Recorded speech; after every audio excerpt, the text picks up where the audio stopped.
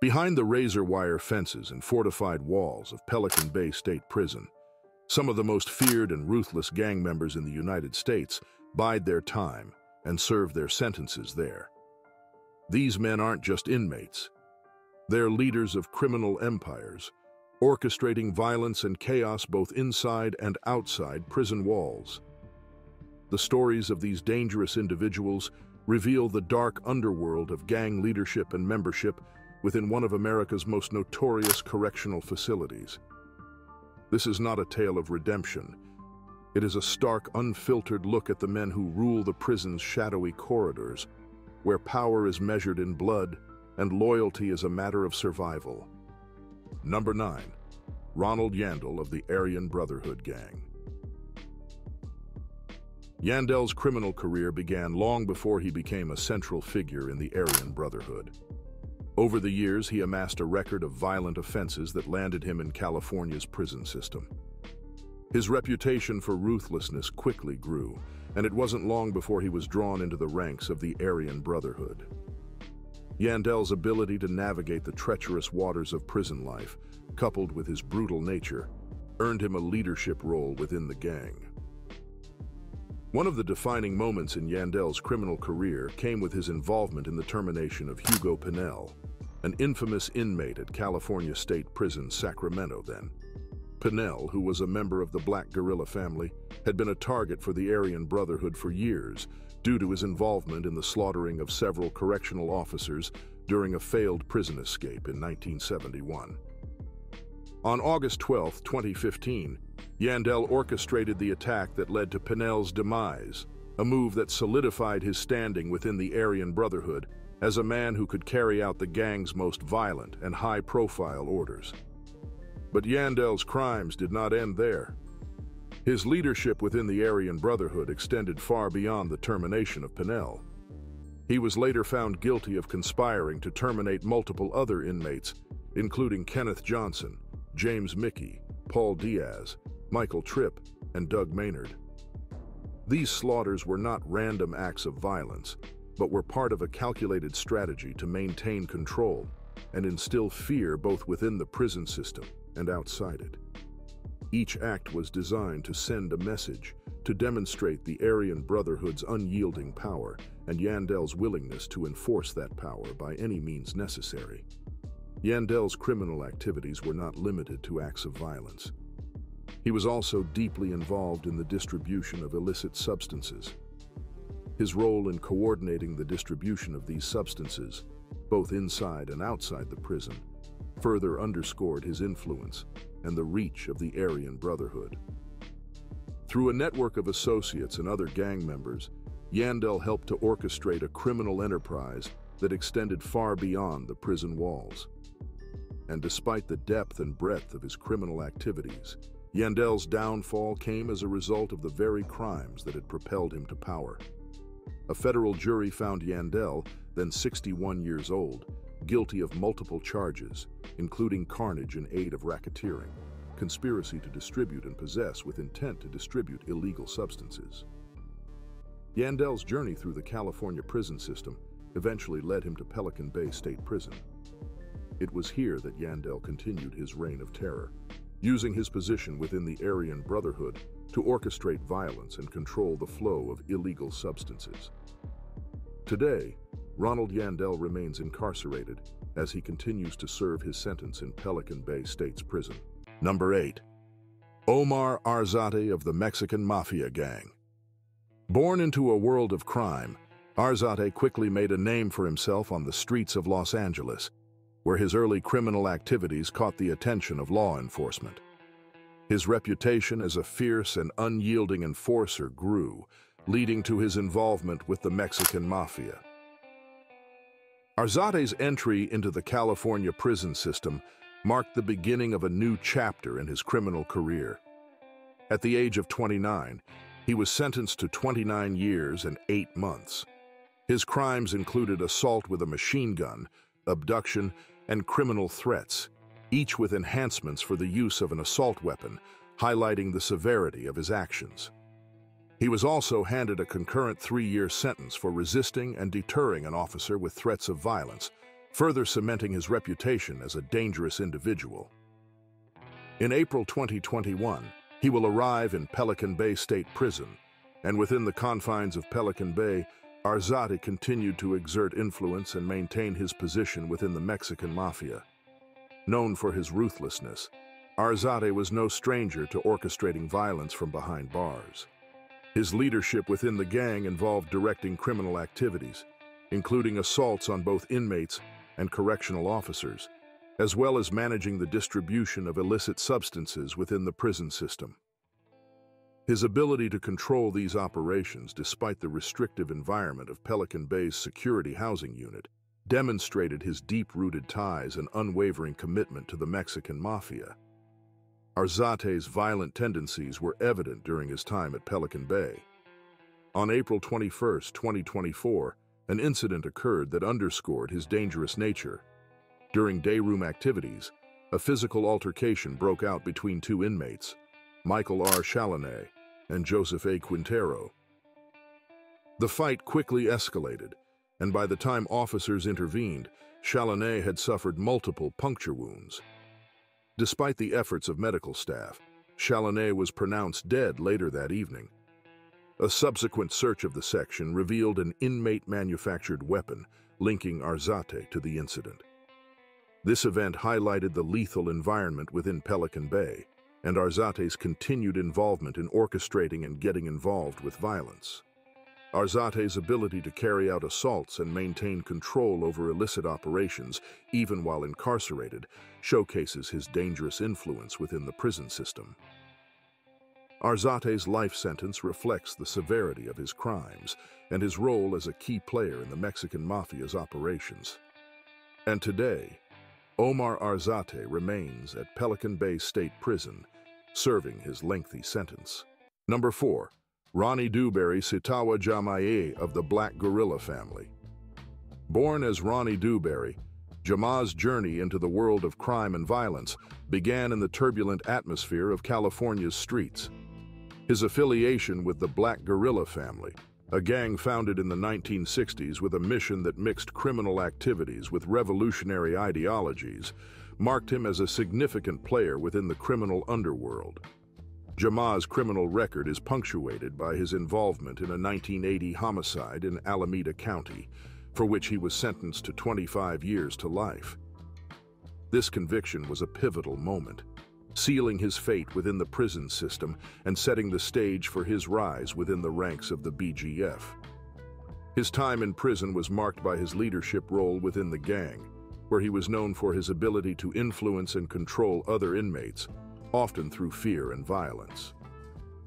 In the early 2000s, Jama was housed in the secure housing unit at Pelican Bay State Prison, a facility notorious for its extreme isolation and harsh conditions. The California Department of Corrections and Rehabilitation determined that Jama was a high-ranking member of the BGF, which led to his long-term confinement in solitary. His alleged gang affiliations were, according to the CDCR, based on his associations and activities within the prison. Jama's time in the SHU became a focal point in the broader struggle against the use of indefinite solitary confinement.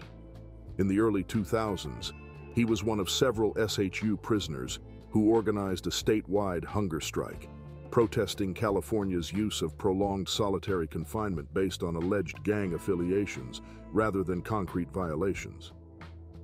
This protest, which spread throughout California's prisons, was a significant event, highlighting the brutal conditions faced by those in solitary. Jama, along with other inmates, also joined a class action lawsuit led by Todd Asher, another influential inmate, challenging the legality and ethics of indefinite solitary confinement. The lawsuit culminated in a landmark 2015 settlement in which the state of California agreed to end the practice of indefinite solitary confinement and made other significant concessions regarding the treatment of inmates. This victory was a rare moment of triumph for Jama and his fellow inmates, though it did not erase the years of harsh treatment they had endured. Despite these legal battles and his involvement in the protest movement, Jama's past continued to haunt him. His position within the BGF ensured that he remained a target of both law enforcement and rival gangs. His time in Pelican Bay was marked by continued scrutiny, and his reputation as a leader of the BGF followed him even as he was transferred to other facilities. In recent years, Jamaya's health has declined significantly. In November, he was hospitalized with an undisclosed medical condition, leading to false rumors of his death. His deteriorating health eventually led to his approval for medical parole, a rare and significant development given his history. Today, at 61 years old, Jamaya is housed at the California Healthcare Facility in Stockton, a prison designed to provide care for inmates with severe medical needs. His future remains uncertain, as the details of his potential release are still unclear. Number 3. Antonio Gillen of the Nuestra Familia gang. Gillen's criminal activities were extensive and far-reaching. As a high-ranking member of the NF, he was involved in coordinating operations that included extortion, violent assaults, and the orchestration of homicides against rival gang members. His role in the gang extended beyond mere participation. He was a central figure in devising and executing the gang's most dangerous and high-profile missions.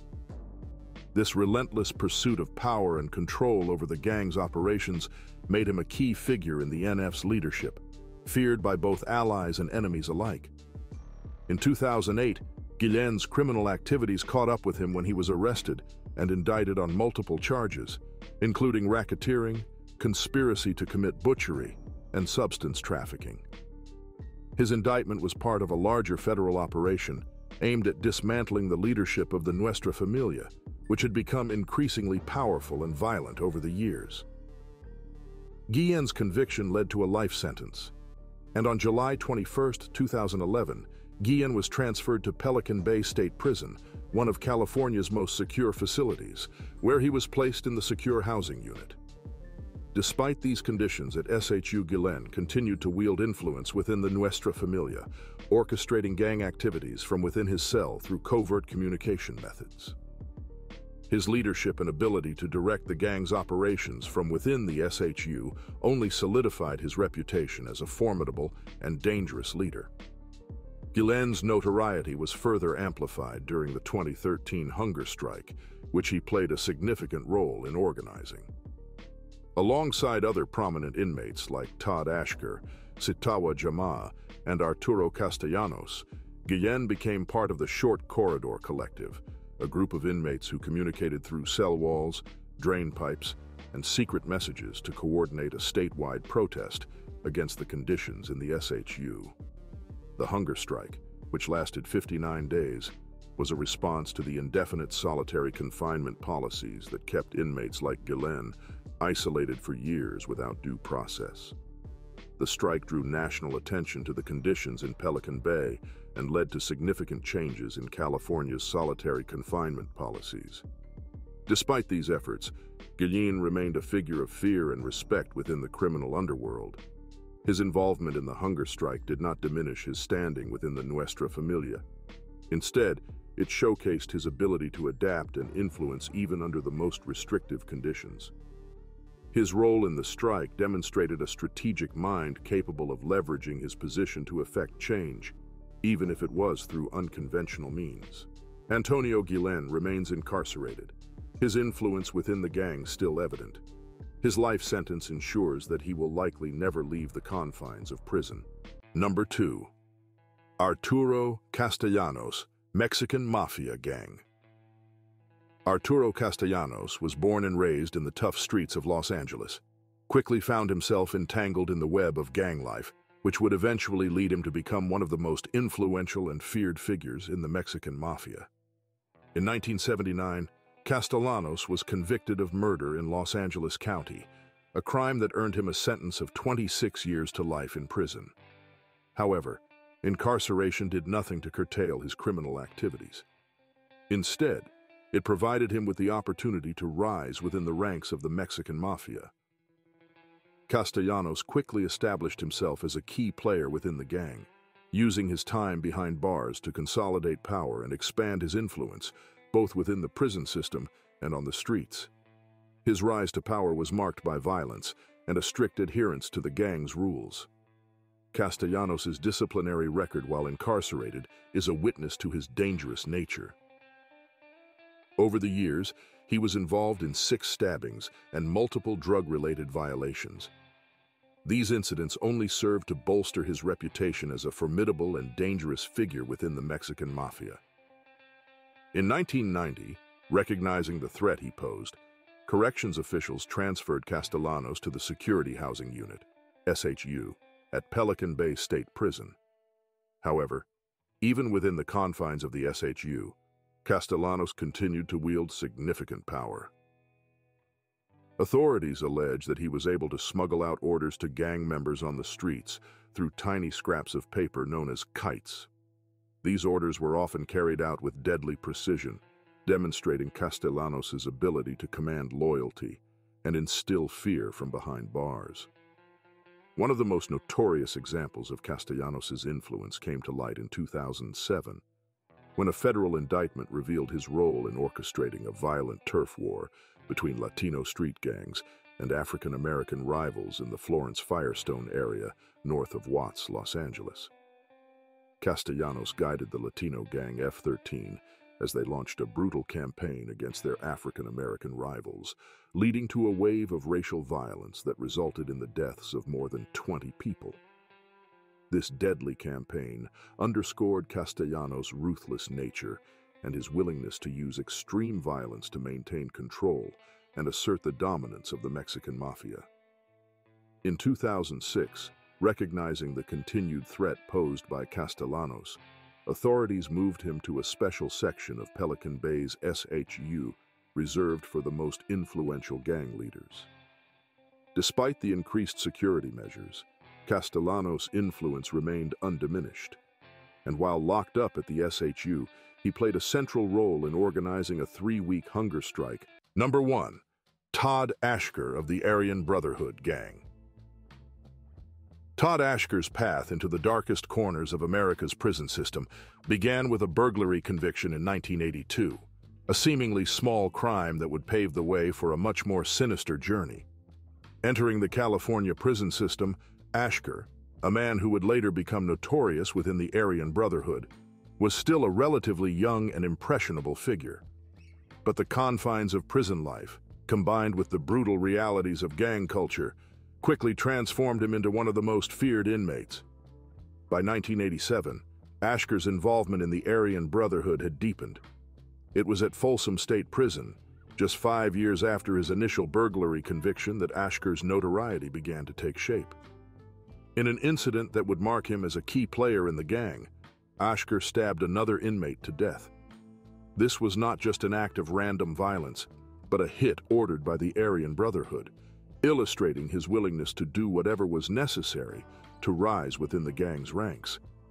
And during his butchery trial for the Folsom stabbing, the courtroom drama took a bizarre and violent turn. Asher's court-appointed attorney, Philip Cozens, was attacked in a holding area by the same inmate whom he planned to call as a witness when the man, a member of the Aryan Brotherhood, stabbed him with a prison-made knife.